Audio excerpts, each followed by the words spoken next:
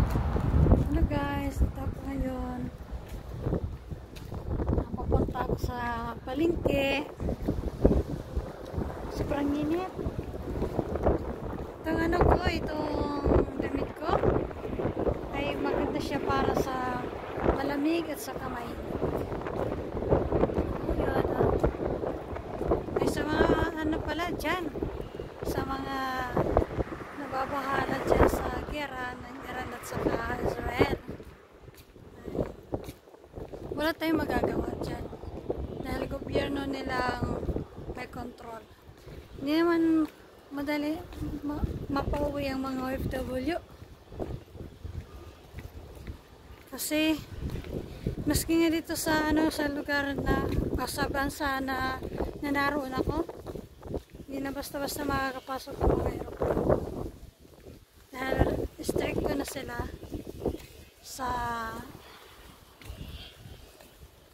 sa nangyayari ngayon. Baka mapahamak lang ang sasakay ng aeroplano. Tingnan mo, sobrang init ito. Mag-alas 9 pa lang ng umaga. Medyo na huli-huli lang ako ng konti kasi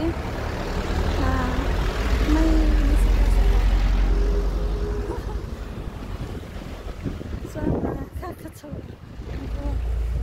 dadaan na natin sa tawa yung lungkot natin, yung ano natin, yung pagod natin. Huwag na tayong kumontra sa sarili natin. Sarili lang naman natin to. Kung tayo maghanap buhay, walang mangyayari. Kung aasa ka, kanino? Dapat sariling sikap muna bago ka umasa sa iba. Walang magmamahal sa sarili mo kundi ikaw lang. Ay, nandito pala ako sa may puno.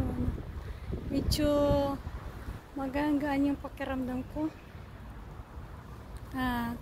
May puno. Sabi pa naman ng chiche, so, pag mainit ang panahon, doon ka lang muna sa sa seno ng puno.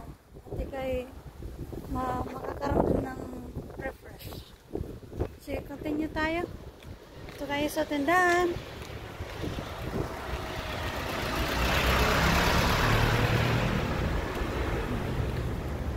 Masyadong mainit dito, lalo na sa tanghali.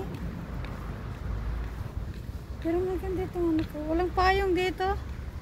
Hindi kaya ng payong dito kasi mahangin. Kailangan dito makapal.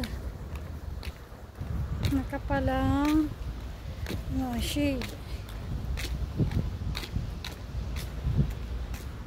Malapit na tayo doon. Saglit lang, mainit. Malapit na tayo sa tindahan. Walking lang tayo. Test lang.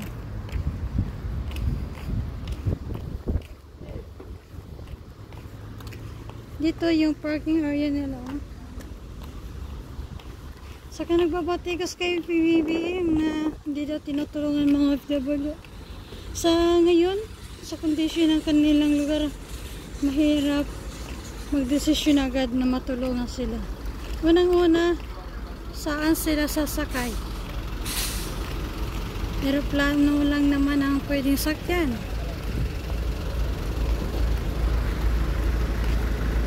May i-advise papunto sa bukid o pwede para maligtas muna sila doon. Kung sa akala nyo walang gera sa Pilipinas, meron. Baba lang. Di natin kaya mga missile. Kwetes pwede. Watose lang naman pwede sa. Sige na. Ganito na muna. Dito na ako sa mart. Dito na ako sa tindahan. Papasok na ako. Papasok na ako dito. Second smart. Bye-bye muna guys.